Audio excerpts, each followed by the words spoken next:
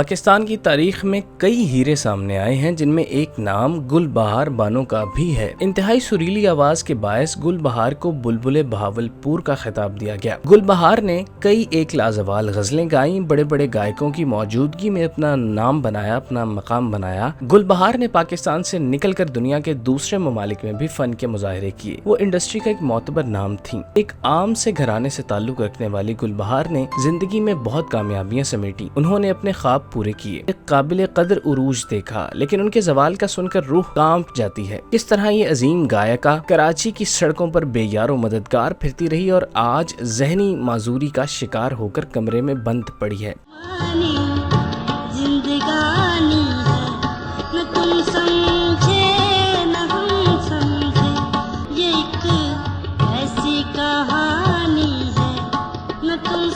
गुलबहार बानो गुलकारी में तेजी से अपना नाम बनाने के बाद अपने फनी सफर का शानदार तरीके से जारी रखे हुए थी। उन्हें पाकिस्तान के छोटे बड़े शहरों में परफॉर्म करने का मौका मिल रहा था। इसके अलावा वो पीटीवी पर भी अपने सुर के जलवे बखेरती दिखाई देती। बहावलपुर से ताल्लुक रखने वाली गुलबहार अपने करियर के दौरान कराची के इलाके गुलशने इकबाल मुंतकिल हो गई थी और वहीं रहने लगी थी। लेकिन म्यूजिक इंडस्ट्री में कामयाब अरसा गुजारने के बाद गुलबहार अचानक गायब हो गयी और अवाम उनसे मुताल्लिक बेखबर हो गए। लेकिन फिर 25 अक्टूबर को भावलपुर पुलिस को इत्तला मिली कि एक घर में सदारती अवार्ड याफ्ता गुलकार गुलबहार बानो को हब्से बेजा में रखा गया है, जिस पर पुलिस ने फौरन एक्शन लिया और उन्हें आजाद करवाते हुए उनके भाई को गिरफ्तार किया गया।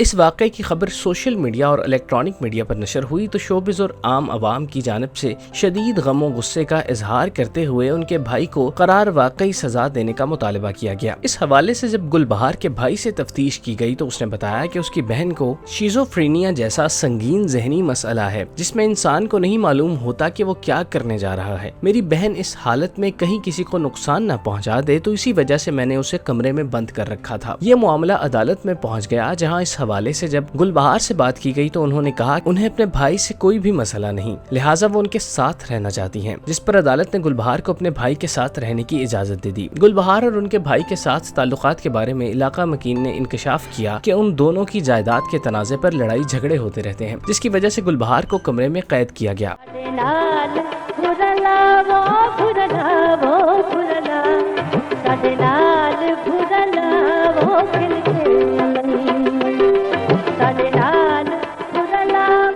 दरअसल गुलबहार बानो हर किस्म की फिक्र और परेशानी से आज़ाद अपनी ज़िंदगी को भरपूर तरीके से गुजार रही थीं। एक तरफ उन्हें शोबिज़ में मकबूलियत हासिल थी, जबकि दूसरी तरफ उनकी इज़्दवाजी ज़िंदगी भी खुशियों से भरी हुई थी। गुलबहार अपने शौहर के साथ कराची में रहती थी और उन दोनों में एक दूसरे के लिए इंतहा दर्जे का प्यार था। उनकी ज़िंदगी खुशियों से भरपूर रस्ते पर गामजन थी कि अचानक उसमें ऐसा मोड़ आया जिसने गुलबहार की ज़िंदगी को अजीरन कर दिया।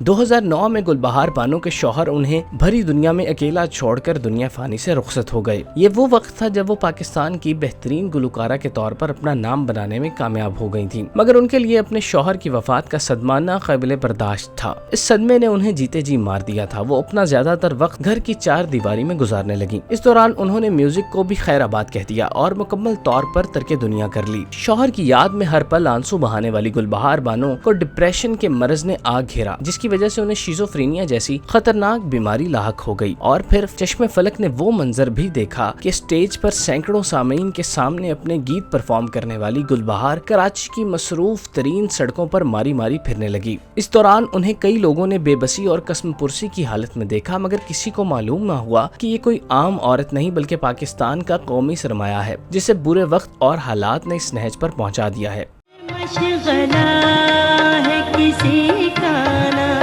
जाने क्या चाहे ना फासलों को मिटाए ना फैसले कराची में गुमनामी और बेबसी की हालत में दिन गुजारने के बाद गुलबहार बानो को अपने मरहूम वालिदैन की याद सताई। अपने वालिदैन की कब्र पर फातिहा पढ़ने के बाद वो अपने इकलौते भाई से मिलने घर चली गयी। इस हवाले से बताया जाता है कि गुलबहार बानो के सौतेले भाई और कुछ रिश्तेदारों की बहार बानो के बैंक बैलेंस और उनके शौहर की छोड़ी हुई जायदाद पर गहरी नजर थी, जिसे हथियाने के लिए उन्होंने गुलबहार को कैद किया और उन्हें मुसलसल नशावर अद्वियात दी ताकि वो किसी तरह से पागल डिक्लेयर हो जाए और सारी की सारी जायदाद उनके हिस्से में आ जाए। सितम जरीफी देखिए कि दौलत की अंधी लालच ने किस तरह सौतेले भाई और रिश्तेदारों का खून सफेद कर दिया कि वो गुलबहार की जायदाद हथियाने के लिए उसे पागल बनाने की कोशिश में लगे हुए थे। वो गुलकारा जिसने भावलपुर की पहचान दुनिया में करवाई और सराइकी का मीठा रस कानों में घोला, उस फनकारा के साथ उसके रिश्तेदार इस कदर जिल्लत आमेज सुलूक बरतते थे।